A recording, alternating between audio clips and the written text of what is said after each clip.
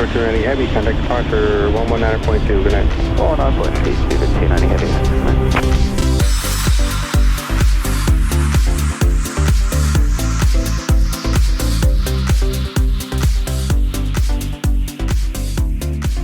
Welcome to the Aeropedia Podcast. I'm Ashwin. And I'm Peter. We're really excited to have you on board with us today. So the Aeropedia Podcast is an easy listening podcast focusing on a wide range of aviation topics that will appeal to avid travelers, curious minds, budding aviation enthusiasts, young professionals, even students thinking about careers in aviation, and obviously the longtime AvGeeks. In each episode, we will cover a specific topic within this exciting industry and speak to a guest about their subject matter expertise in that area. So guests will talk about the skills required along their career ladder, key topics in their cool professions, and some behind-the-scenes stories.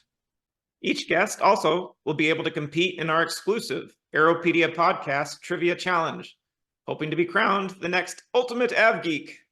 Our trivia challenge is also a fun way to learn something new about the industry. So let's dive into our topic for today. Today's topic is airline ancillary revenue. So these are the products that go beyond the baseline airfare, kind of like the toppings on an ice cream sundae. And we have the pleasure of having Juan-Diego Mora Nogueira with us today. Juan-Diego is leading the ancillaries and merchandising at Iberia Airlines, Spain's largest airline. Juan-Diego has a vast experience in several airline commercial roles ranging from strategy, network, and ancillary revenue. During the last 6 years, he's been focused on transforming Iberia's ancillary revenue proposition. During his time at Iberia, ancillary revenue has more than doubled for the core products, becoming a key revenue source for the airline. Previous to Iberia, Juan-Diego held several positions at EasyJet, mainly focusing on designing and executing strategy. Additionally, he also worked in aviation consulting for ICF and IATA. Juan-Diego is an aerospace engineer by the Polytechnical University of Madrid and did his final thesis at Kingston University in London in the United Kingdom. So, Ashwin, are you ready to upgrade to the Aeropedia Podcast episode 4? Yes, let's do it. Let's go. Well, Juan-Diego, thank you so much for joining us. We're happy to have you here and excited to talk about this topic. But before we get into deeper aspects of the topic, could you share with us a little bit about your background and how you've come into aviation and how you got here? Sure. So happy to be with you guys. Thanks for the opportunity to share this amazing world of the ancillary revenue, which is becoming more of a trending topic. I've been always passionate about airlines and aviation in general. I studied aerospace engineering, and I knew from very early on that what I loved about aviation was airlines and the emotions that they carry within the aircraft. And therefore my whole professional life has been within airlines, very much related to airlines and aviation. I worked in EasyJet for quite some time in different areas on network, on strategy, a bit of operations. I also did some time with Ashwin in IATA on my early days in consulting. Also was in another consulting firm for aviation, ICF, SH&E used to be called. And now more recently at Iberia for the last 6 years on ancillary revenue. And super glad to be learning every day about this world and happy to share it with you here. Awesome. Yeah. So Juan-Diego, what was that transition like between, aerospace engineering, then getting into the airline world, and then kind of learning about all of that and moving from kind of network planning to fleet to strategy to ancillary, right? Just talk us about kind of the subject matter transition and your experience through it. The subject. So in the university within the engineering degree, there was the final project that I did, and I chose a subject of the liberalization of the air transport in Europe with the open skies, because I thought I was always passionate about how low-cost airlines had risen in Europe and the endless opportunities that they open for the people, connecting businesses, connecting families, connecting friends. And it really, I think it's at the core of the European vision. And I was always super intrigued about the low-cost airlines business model. How could they offer €1 fares or even 1 cent?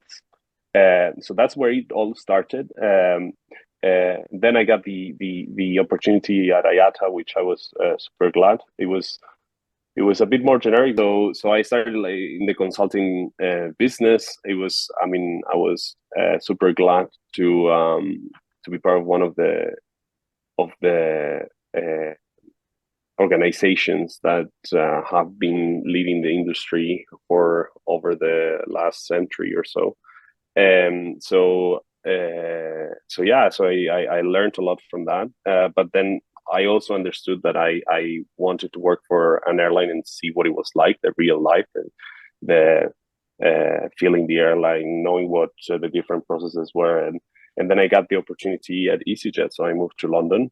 And it was great because it was going to answer a lot of the questions that I had around the low-cost business model and how they were able to offer such cheap fares. And my time there was fascinating. I learned a lot of things, and I hoped around different areas, which gave me a good understanding of the different processes and things that happen at a low-cost carrier. So starting with operations and how efficient the operation needs to be, and how the costs need to be contained so that we're able to make money. And then, sorry guys, the light went off. 1 second. There you go. You were talking low cost, so it's all good. The lights went off. So yeah, low cost. So learning the operation, how it is necessary to have a very efficient operation to reduce the costs. And I thought that was the core of the whole business model. And then I realized, then I moved to commercial, and then I realized that was a given. The operational part was a given. It was a must for the low-cost business model to exist. And the complexity was to actually extract money out of it. And how do you convince customers to pay a bit more and bring them with you? And it was very interesting to learn how they base the aircraft in the different places, how they strike deals with the different airport operators and the different organizations, tourism organizations or tourism boards. It was great to learn the employment model. It was great to learn the differences between the ultra low-cost business model and the low-cost business model. And during my time so I did a bit of network, deciding the routes where we were flying from and to, and optimizing timings and frequencies and destinations. And then I did a bit of strategy of the southern region plus Amsterdam. It was a bit odd to have Amsterdam in the mix. And I did quite a lot of projects to open new bases in those markets, which was quite successful. It was very rewarding because in the end, you could see that from your Excel and your presentation, then it materialized into actual jobs for people in those countries. And then I went there, and they were all working there, and they were super happy to be part of EasyJet. And it was great to see all that happening. And then I moved on to the consulting world again, doing transaction work for airports and some work for airlines as well. It was only for over a year because then I got this offer here at Iberia in ancillaries, which was very exciting for me because I had touched a bit on EasyJet, on the ancillaries world, but I got all my breadth of experience here at Iberia, and I've been growing over the last 6 years. I started as a product owner, and then I became the manager of part of the ancillaries department, and now recently I've been promoted to the head of the department. So I'm really enjoying my time here. Oh, nice. And great to hear how that thought process evolves with an airline with all of these different roles, right? So talk to us a bit about, what is ancillary revenue and merchandising and all the nuts and bolts of this entire exciting kind of ancillary stream. It's a complex word. I don't know who made it up. I don't know if it sounds good in English or not, because in Spanish is awful. Like every time I tell people what I do, I need to really explain and like go down, and it's a bit of a nightmare because it's not it doesn't explain itself, the word. But basically it's all the revenue that goes beyond the basic right to fly, what we call the right to enter the plane. That may mean different things in different business models. So the ultra low cost might it means just to enter the aircraft with a small rucksack now in Europe. In the more legacy traditional airlines mean that plus a trolley, and you get off the aircraft. So it's managing all the revenue streams that come on top of that. So checking your bag, select your seats, upgrade to the business cabin, buy your insurance, or get your hotel at destination, or buy a holiday package, or I mean, it's quite vast, and it's all quite new and recent, because actually, if you look 20, 30 years ago, airlines were including everything on the ticket fare. And nowadays they offer the option to personalize the trip to each customer needs, which is great. Yeah, in a nutshell, it's all the revenue that goes beyond the basic right to fly, and there's different ways of selling this, or airlines have different ways of selling this. They offer them as a fare bundle usually. So when you select your flights, you choose a different fare bundle with different products within it, which is usually more cheaper than buying those products separate. Or they offer it a la carte, what we call a la carte, like if you were in a restaurant, and then you pick and choose whatever suits your needs, which tends to be a bit more expensive than buying the bundle or the fare family that we call it.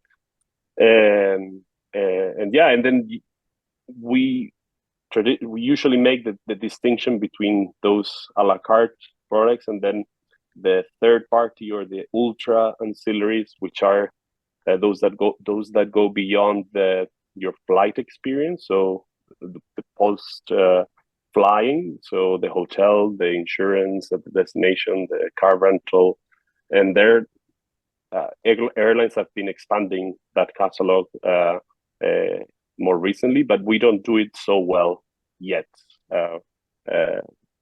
So yeah, those three key areas. Wow, interesting. So I just wanted to double click a bit on the actual sort of job description itself, right? So you mentioned that there's obviously bundling and debundling of different services, right? But just walk us through exactly what does your team do, right? Are you in charge of, what items get bundled, the pricing, how you sell it? Just walk us through all of these sort of sub job descriptions within your team. Yeah, so I mean, this depends obviously on the airline. Different airlines do it in different ways. Ancillaries may be as a separate function, or they are embedded into other functions such as digital or revenue management, or so different airlines have it different ways. In our case, we have the end-to-end proposition of the product. So that means that what we do is we manage the products end to end. So from the very early days of ideation and creating new products and deciding what we do. We obviously ask for other people or other teams support. So we have a research team within Iberia that helps us doing the different research. But then we take all that information and we define whatever new product or evolution of the product we want to do. Then we take it with our IT team. We have a dedicated team within ancillaries that are focused only on developing ancillary products technologically on the different platforms that where we offer them. Typically, they're digital within our direct channel, but not only. Like sometimes we do also work on NDC, or we work in the app or at the airport. So that IT team will develop those things to make sure that the products are developed correctly, and we show them and we collect the money from different items. And then we go to the final phase, which is once you have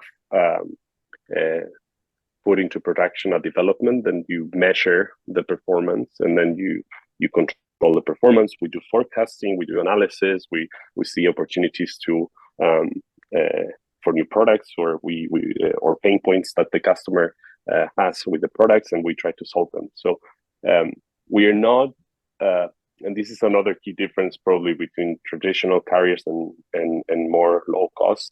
Low cost are very much focused in creating additional revenue, and I think traditional carriers are also balancing the right, striking a balance between the customer experience and the revenue, and we try for customers to have a good experience and deliver the product properly to them.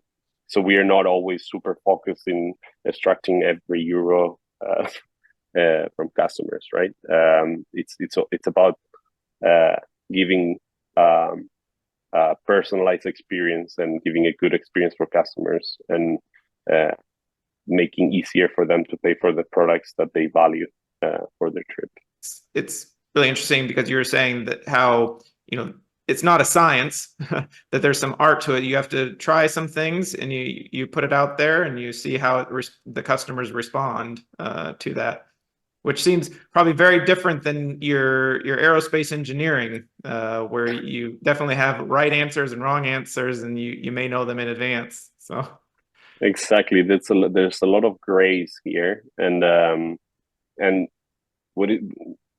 the reality is that each customer is very different. So it's about getting it right for each of the cases and personalizing it properly for each of the cases, and not bothering them with unnecessary things. So you need to be relevant, because otherwise you will lose credibility. So that is the art of it. That's the merchandising part of it. So all the personalization, how you display the product, how you communicate it, to whom, through which channels, and that is also very interesting. Nothing to do with engineering, but I enjoy it quite a lot. I think it's very, very tangible. Are there other industries? Merchandising isn't unique to aviation, right? It's been around a long time, and anything for consumers. Are there other industries that you think that are good leaders in merchandising strategy in that? I mean, for merchandising, I think Amazon is quite a good one. They tend to be quite relevant. They know your cookies. They know where you have been exploring. So they are quite relevant when they offer the different products, when recommending a different bundle, where like also on digital marketing being very relevant on what do they display to you according to your different searches. So I think they're a good reference to follow. And in ancillary revenue, I mean, you have different examples, but they're entire businesses based on ancillary revenue, such as the theme parks, for example. I haven't been. It's one thing that we did when I joined here. Our boss at the time, she took us to a theme park to analyze the experience and to see the different revenue streams, because at the end of the day, you have spent more money on those extra things than on the park ticket itself. So it was a good eye opener for me at the time. Yeah. Us AvGeeks are suckers for anything branded. So Yeah, it's like the one of the Disney theme park experiences with kids, right? Yeah.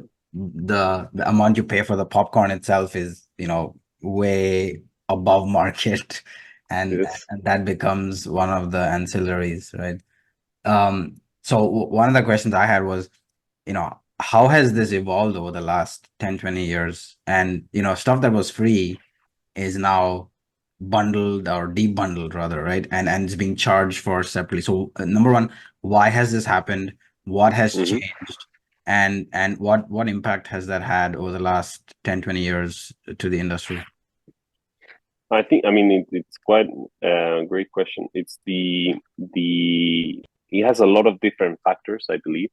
So if you look back like to the 1990s or so, which is when one of the first times I flew in my life, I remember it was 747 from Iberia to Tenerife, to the Canary Islands from Madrid. I was super excited, but I think my parents probably paid a fortune at the time to fly to the Canaries. And the way the airline flying was not affordable for everyone because the airlines were charging quite a lot of money because I mean, traveling was the costs were quite expensive. Airlines were not very efficient, or they were focused in giving an amazing experience no matter what the cost. They were including everything in the fare, and they were giving the same ticket to everyone. So no matter what you needed, they included everything. They included the bag, they included refunds and changes, and the seat selection, and so they gave you the food. They gave you. So I think what the industry came to realize, and there were few triggers that happened. So one of them was the LCC's appearance. I think it was a reality check for the industry, and I think it's brought a lot of positive things. When they came into place and they released those really low fares by unbundling the proposition and making customers pay for the things that they valued. They also obviously did a lot of things around cost and efficiencies and aircraft utilization. But this was one of the key revolutionary things that they brought into the market. And then legacy airlines, if they wanted to compete with them, they had to follow a bit, right? So they were forced into this unbundling world, which then it turns out that it's been a great thing because where customers before they were paying, I don't know, 1,500 euros or dollars for a transatlantic flight, today you can find fares for 150, 200 one way. So for traditional carriers that you would have never thought that it was possible to fly, and inflation has gone up over the roof, and flight tickets are much cheaper than in the 90s. So I think unbundling has unlocked that opportunity. So segmenting who pays for what, and the customers that pay for what they value, and then you can increase the ticket price, but then also offer lower fares for those that want to travel cheaply. So where do you think the industry is going from this point, from ancillary revenues? You talked about airlines, a lot of bundling, then you debundle. Do you see a trend where some things might get rebundled again, or some other shift in how ancillary revenue plays out? Yes, I mean, like I spoke about the unbundling and the power of unbundling, but then obviously then you create bundles of the different things that people value. And obviously, if you add all the products, you probably will get to those 1,500 or 1,500 euros that I was mentioning at the beginning of in the 90s. But it's just for the people that want all the products, all the flexibility, all the food on board, all the and the future, I see more and more. I mean, there's been few trends. One of them has been around the expanding the catalog for the ancillaries that are beyond the flight, hotels, buying holiday packages. There's a lot of airlines that have become tour operators in a way, and they have expanded those products. So there's a trend to expand the beyond the travel journey. And then the other big trend is around personalization of the experience for each of the customers and allowing them to unbundle. And there's a huge problem with airlines, which is their technology. They're usually 100-year-old companies, and probably when they were born, technology didn't exist. It's quite recent, so they have based their IT systems in quite a clunky and old base, and they have been building from there. So it's quite limited as to what you can do, and sometimes it's very hard to develop things. So I think the next big differentiator will be airlines who excel at this, who can overcome those burdens, those IT burdens, and can evolve their systems to be able to be relevant to the right customer at the right time. I think that's the key challenge for the future. Yeah, it's hard when the consumer changes all the time, and you need, as a business supporting what the customer needs, there's a lot of infrastructure that needs to go with it, but that's expensive, I'm sure. As part of that, expenses and challenges in that, what would you say is the biggest challenge you face in your role? So for me, I would say that one of the big challenges is to bring everyone with you in the journey, because it's such a transversal function. You need to, the proposition needs to be right. It needs to be rightly executed operationally, and it cannot have problems, cannot generate problems at the airport. So, for example, if someone buys a seat, you cannot, and then you change the seat, and then they get to the aircraft and their seat is taken by someone else. You generate an operational problem. So there's a lot of work that needs to be done transversally. So you need to talk to operations, you need to talk to the customer people, the call centers, and you need to align very well what the proposition is, and you need to make sure that the solution works for all of them. And that is a big chunk of my time is around aligning the priorities and aligning the proposition with them to ensure that we don't cause any issues on their end. Great. Very, very fascinating world. And I think it's just gonna keep getting more and more fascinating, right? And I'm sure we can talk for an hour or two about just this, Yes. but I think we'll move on to just getting to know you better, Juan-Diego. So, we have a rapid fire section where we just ask you quick questions and you answer depending on, the first thing that comes to your mind. So, the first question in the rapid fire is, name one hard skill and one soft skill that you feel is very critical for you to succeed in your role. One hard skill I would say that is analytical. So, and one soft skill is influencing, and they're very intimately related. So the influencing, you need, as I mentioned before, you need to influence a lot of the areas towards the right decision, and the way to do it is through analytics most of the time. So you need to actually prove the facts to arrive to the right conclusion. So I would say those two. Okay.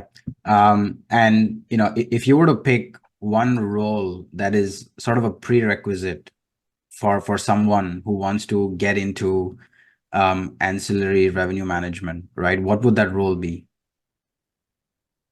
Role or skills? Sorry. No, role. So if someone wants to in the future be an ancillary revenue manager, right? Is there a job that they need to do that will best prepare them for that?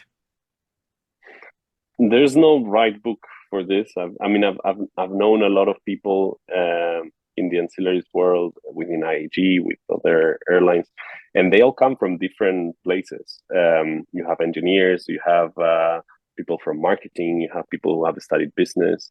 I think IT people now more and more, they start like entering, and people who know systems well, because it's one of the key challenges.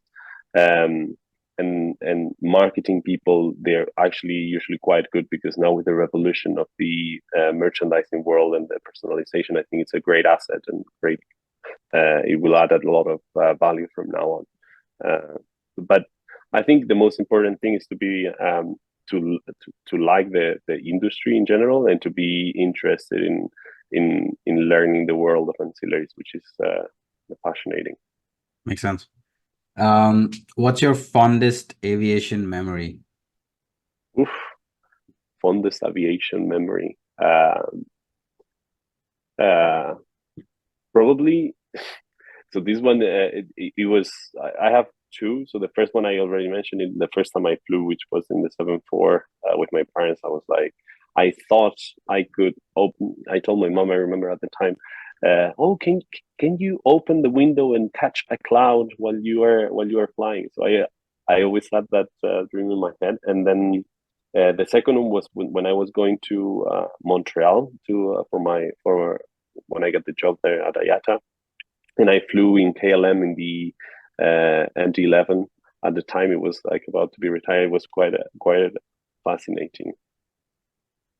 Nice. I'm jealous of you and Ashwin. Your first aviation memory is flying a 747. That's not fair. Yeah, and it seems to be a trend, right? So many folks, the first time they go on a 747, that just becomes an automatic fond memory, right? Yeah. So what part of aviation do you think is least understood by the public, and how can they learn more about that part? I think there's a lot of misunderstanding about low cost in general. I think people see it as the evil, and they tend to demonize it, and they are the worst. They are charging us this money, and they are treating us horribly, and they don't focus in what the good things that it has brought. And I think people from my age, they have seen that transition, and I think it has brought people together, and it has opened new businesses. It has dynamized the economy. It has opened doors that were not there for the vast majority of people. So I think people are unfair when they look at the low cost business model. So I would recommend them to read a bit about it and open their minds, because it has a lot of positive things. Yeah, I really like something you said earlier too. We were talking about how the low cost model really united Europe, right? You had individual national carriers and that, but they're looking after the interests of the national. So, but the low cost is the first where you really united and brought people from all different diverse nations and that together traveling. That's cool. Yeah, making affordable for the vast majority of people that had never been out of their country. So it's a key foundation of the European Union as we understand it today. Yeah. And one final question: what is your favorite airplane, airport, or airline, and why? Airplane, I would have to say the 350. It was the first time I flew when we got them delivered in Iberia. It was one of the first ones that we had. And I remember I was lucky enough to fly on business class, because I was on a business trip, and those seats, it was so comfortable, so wide. And then the aircraft starts taking off, and you don't hear a thing, and the air is so pure. It's just marvelous. That's airline. Airport, I would have to say, this is going to be cliche, but Madrid, I think, Barajas, the new terminal, I think it's quite amazing. I think they did a great job there. They built it in a record time. It has an amazing architecture. It's quite efficient. When I was in university, actually, I was working as a baggage handler to make some side money in the summer for Iberia, actually. and it's fascinating to see under the airport all the belts, like with all the bags, and driving the truck to deliver the bags there. I absolutely loved it. And airline, oof, this one is a difficult one. Airline. I would have to say Iberia, and it's like maybe it sounds very cliche, but like as a Spanish person, it's the first airline I flew with, and it's always national pride. So actually, when I got the offer to come here, I was super excited, and now being part of it at the very core, it makes me very proud. Awesome. Yeah. So Peter, is it that time of the show? Oh yeah, it's that time. Juan-Diego, we're going to transition to our trivia round. It's an exclusive to the Aeropedia podcast. So our trivia round is where each guest will get the chance to prove their aviation knowledge, and our hope is to crown a AvGeek champion at the end of the year. So are you ready, Juan-Diego? Let's go. Okay. Okay. Here are your questions. This is your first one. Can you name I'm the so aircraft bad at type that this main landing gear is from? 777? Oh, No. I made it too easy. Well done. Oh, Yes, okay. it is the 777. Great. Okay. Question 2. Can you name the airline that utilizes this logo? I'll give a hint. It's a US airline.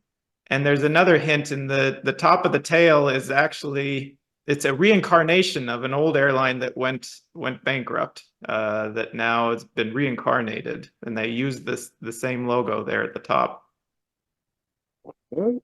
I don't see the logo, to be honest. Incarnated. I'm gonna give it a pass, I think. And you're gonna say it, and I'm gonna be. Ashwin, do you want to guess? Transavia? Transavia? No, US. Transavia is European. Oh, it's US. I missed that part. Eastern. It is Eastern Airlines. Okay. So it's a reincarnation. But yeah, Great. the original logo they still use with the version of a winged. I don't know where you find this stuff, Peter. Like, I have a deep mind and a lot of time to look at these things. Okay, well, you might know this one.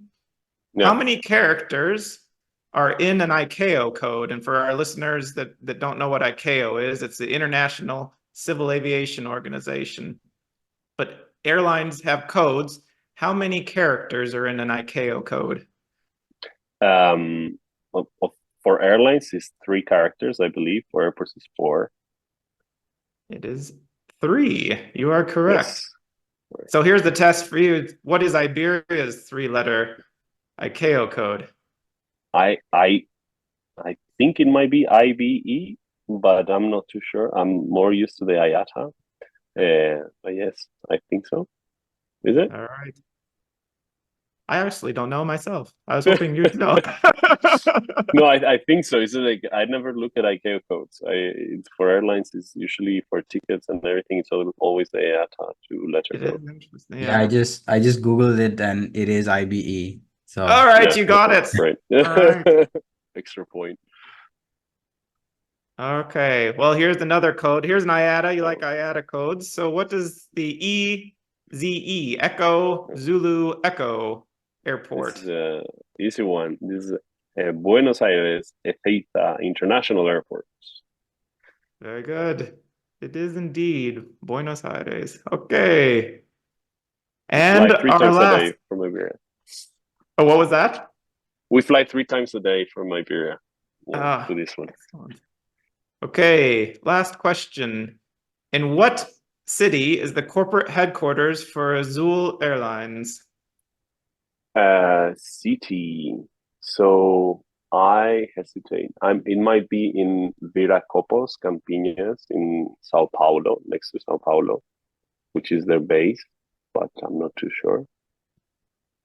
It is indeed in the outskirts of Sao Paulo. So Campinas is where it was originally formed, and they've actually moved to a different borough in Sao Paulo. But Okay. yes. All right. Very well done. Oh, are we done? Yeah. Those are Wow. your 5 great. trivia questions. Either that was very easy, or Juan-Diego knows his stuff very well, right? I'm quite a geek around all these things, so Yeah.